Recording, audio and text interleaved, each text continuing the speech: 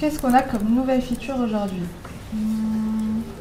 Apparemment, CVCube, ils veulent sur les passages de leurs agents sur les stations. Tu sais, quand ils font les opérations de rééquilibrage, ils voudraient un truc comme un graphe qui leur permet d'avoir le nombre de passages de chaque agent sur chaque station. Ah, ben, il me semble que Paris et Toronto voulaient exactement la même chose d'ailleurs. Ouais, bah je pense que c'est assez facile en vrai. Il suffit de prendre les exports d'API, les passer à la miniature Airflow, renvoyer tout ça à notre API Analytics et puis tout s'affichera dans le dashboard. Ouais, pourquoi pas. Par contre, je te rappelle, on n'a toujours pas corrigé, tu sais, le bug sur le graphe qui fait le comptage du nombre d'usagers en station là. Ah oui. Ouais, en fait, mais le fixe est en review. J'attends que tout le monde approuve pour pouvoir déployer. Ok. Et sinon, Toronto a encore envoyé un mail ce matin pour se plaindre, évidemment.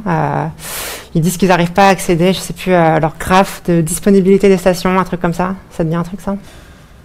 Ah mais oui. Mais je m'en souviens, oui, je devais m'en occuper, sauf qu'hier, c'était l'entraînement des modèles et toutes les pipelines ont échoué. J'ai dû m'occuper de ça en priorité, j'ai pas eu le temps, mais je vais le faire, Ouais, bon, je sais pas, j'ai l'impression qu'on est déjà quand même un peu sous l'eau. Je sais pas si c'est vraiment le meilleur moment là pour commencer à encore rajouter des nouvelles features. Bah, la situation n'est pas idéale. En vrai, c'est même catastrophique. Je sais pas ce que je pourrais faire. Par exemple, explorer le dashboard, peut-être 2-3 heures par semaine, tu vois. Essayer de voir un peu si je trouve des bugs avant les clients, ce serait bien. Comme ça, je pourrais essayer de les corriger, que personne ne s'en rende compte de rien. Ok, donc tu vas prendre 2-3 heures par semaine pour vérifier donc, des dizaines de graphes pour chaque client, pour une trentaine de clients. Ouais. Ok, bon, admettons. Et même si maintenant ça marche pour l'instant, bon, tu sais que QSite, évidemment, est une boîte incroyable avec une super croissance qui possède un stand au coin startup, clin d'œil, n'est-ce pas? Du coup, qu'est-ce qui se passe si, je sais pas, l'année prochaine, on a 2 fois plus de clients, 3 fois plus de graphes, tu vas passer ta semaine à faire de la QA, quoi. Ouais.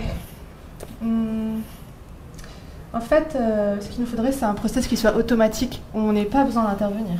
Ouais, et puis on veut que ça soit scalable, quoi. Enfin, peu importe le nombre de jobs qu'on veut monitorer, ça doit continuer à marcher sans que tu aies besoin d'y passer des heures, quoi. Ouais. Je sais pas si tu te souviens, ce qu'a fait l'équipe backend récemment, ils ont mis en place, ils remontent tous leurs bugs applications directement sur un canal Slack depuis leur logiciel de tracking d'erreurs, ça s'appelle Sentry, je sais pas si tu vois. Ce truc de la mort. Ouais, voilà, c'est ça, ouais, exactement. Okay. Mais pourquoi on fait pas un truc un peu similaire? Tu sais, on sait que Slack, c'est un truc que tout le monde utilise déjà, tout le monde connaît, donc on sait que tout le monde pourrait y accéder. Ensuite, il faut juste décider, ok, qu'est-ce qu'on va mettre dans nos alertes Pourquoi pas? Réfléchissons. Si je devais le faire manuellement, je commencerais par aller voir les graphes, je remonterais différentes couches de l'application jusqu'à l'API, puis j'irai jusqu'au pipeline de données. Mais là, vu qu'on veut un process automatique, ça semble un peu compliqué de commencer par le visuel. Est-ce qu'on pourrait pas loguer toutes les erreurs de l'API sur Slack? Ouais, je crois que c'est exactement ce qu'ils font dans l'équipe backend. Ok. Bon. Et ces erreurs qu'on remonte, est-ce qu'on ne pourrait pas leur donner un peu plus de contexte?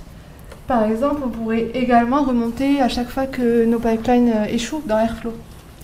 Justement, je disais un truc l'autre jour qui expliquait en fait que Airflow permet du coup d'associer l'échec d'une tâche à une action. Donc pour nous, ça pourrait être justement quand une tâche échoue, on envoie un message dans Slack qui contient tout le contexte de l'opération qui vient d'échouer et on a tous les outils pour débugger directement. Ok.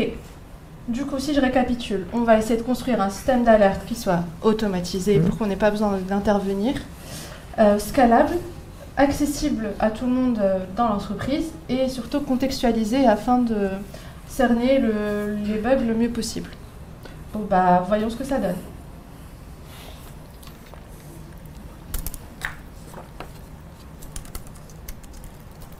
Alors, qu'est-ce que la remontée d'alerte nous donne aujourd'hui? Bon, je vois que Paris a eu du mal à accéder à ces données hier vers 15h. Qu'est-ce que les logs d'Airflow nous disent? Bon, salut, mais tu sais, je réfléchissais l'autre jour. Bon, c'est bien gentil, ton canal Slack, machin, là, c'est pas mal, mais bon, c'est quand même un peu basique, non? Est-ce que tu arrives vraiment à en tirer des trucs intéressants, productifs au quotidien Oui, bien sûr.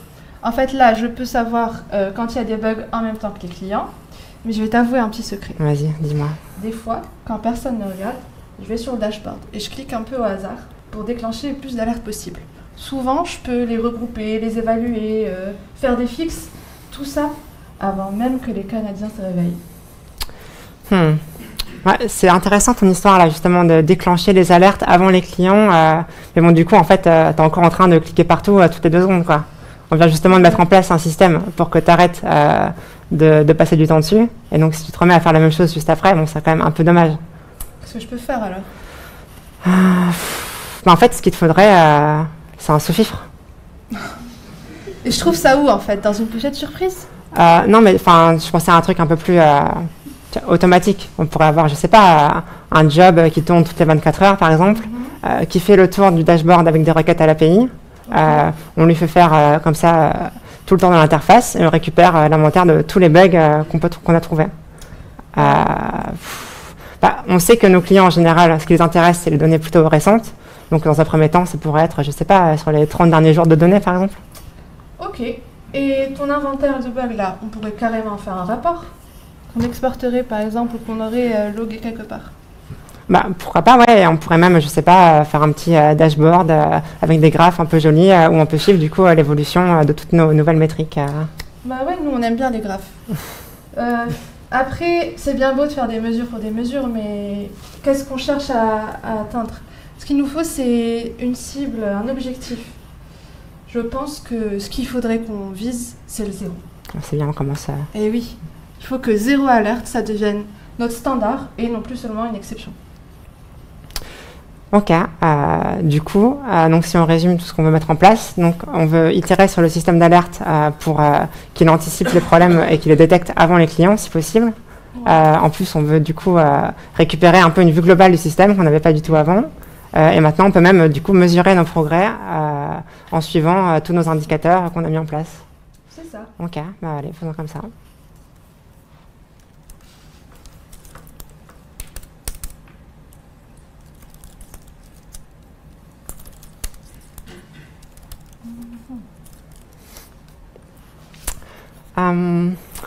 T'as vu le rapport aujourd'hui là? On en est où de nos alertes du coup Ouais, petit spoiler. Eh ben, en fait, ça fait 7 jours qu'on a 0 alerte. 0 dataset manquant, 0 erreur d'insertion dans l'API. Franchement, tout va bien. Je pensais pas qu'on y arriverait un jour, franchement. On est trop forte. Je suis presque un peu émue là, tu vois. Ça... Eh oui. Bon. Parfait. Ok. Évidemment, ça pouvait pas durer. C'est quoi du coup le problème ce coup-ci?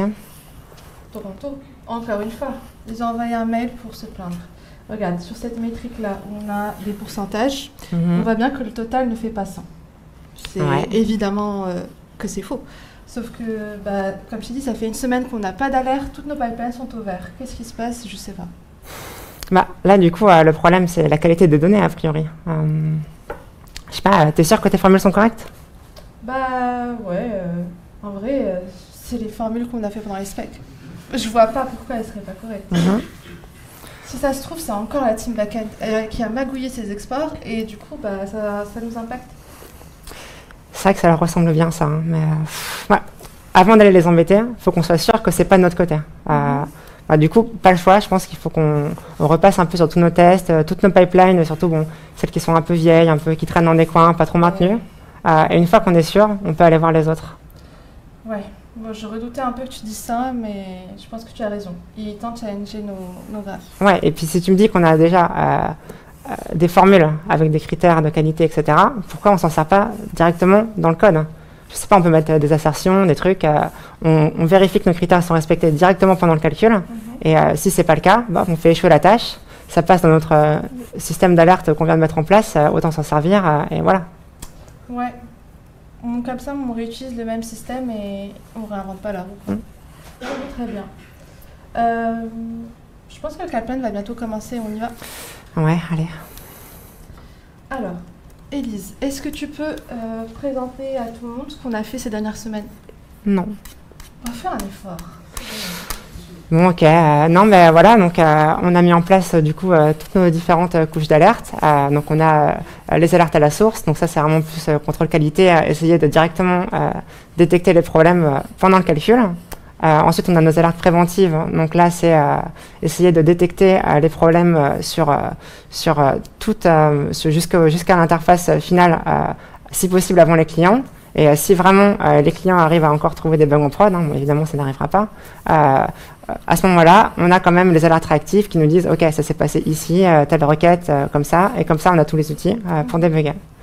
Ouais, et franchement ça marche bien. On arrive à détecter la plupart des bugs. Il y a juste un truc qui m'embête encore un peu. Sur notre canal d'alerte, on a beaucoup d'alertes qui sont un peu parasites. Typiquement, là, Pau, ça fait une éternité qu'ils ne nous envoient plus leurs données. Du coup, fatalement, toutes les pipelines associées, elles échouent. Nous, de notre côté, on ne peut rien faire, c'est pas de notre faute. Et on continue à recevoir tous les jours ces alertes. Ouais, je me souviens, je voyais ce truc tous les jours, là, je finis par demander à Aïda, ça fait une semaine qu'il y a ce machin, qu'est-ce qu'on fait, pourquoi c'est pas corrigé? Elle me dit, ah non, celle-là, c'est l'alerte normale, ça veut dire que tout va bien. Je dis, bon, ok. Ça serait bien, je sais pas, qu'on ait un système un peu pour gérer ça, histoire de pas avoir besoin d'un doctorat en histoire des alertes anciennes, là, juste pour savoir lesquelles sont des vraies ou pas. Ouais. Du coup, en fait, ce qu'il faudrait, c'est qu'on récapitule, c'est quoi le cahier des charges d'une bonne alerte. Une bonne alerte, on a dit qu'elle doit être automatisée, qu'elle doit être scalable, accessible par tous, contextualisée avec un maximum d'informations et surtout actionnable. En fait, il ne faut pas qu'elle remonte des problèmes qui ne dépendent pas de nous, qui dépendent d'une source externe, sur lesquelles on ne peut pas proposer de solutions. Ouais, en fait, du coup, le problème pour nous, c'est que par défaut, toutes nos pipelines, du coup, sont actives dans le système de monitoring. En fait, là, ce qu'il te faudrait, c'est un moyen, du coup, de pouvoir désactiver celles dont on sait qu'elles ne nous intéressent pas, en fait. Ouais. Bon, je crois qu'il ne nous reste plus qu'une chose à faire. C'est mettre en place ce système de paramétrage de notre flux d'alerte. Bon, il n'y a plus qu'à. Allez. Merci à tous d'avoir tenu jusque-là. Voilà, ça a été...